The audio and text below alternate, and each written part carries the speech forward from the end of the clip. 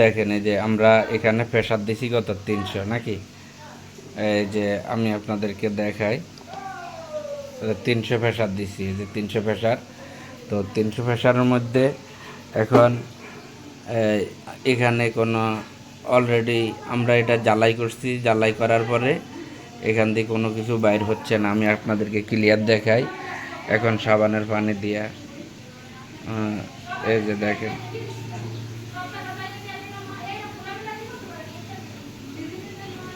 দেখছেন এখন আর কোনো লিক নেই।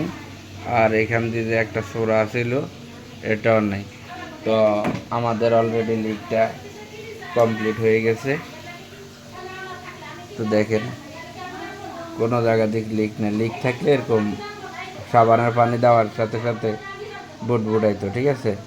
তো যেহেতু এখন হচ্ছে না, এই আমাদের প্রেশার 300 আছে, তো অলরেডি সমস্যা সমাধা হয়ে গেছে এখন।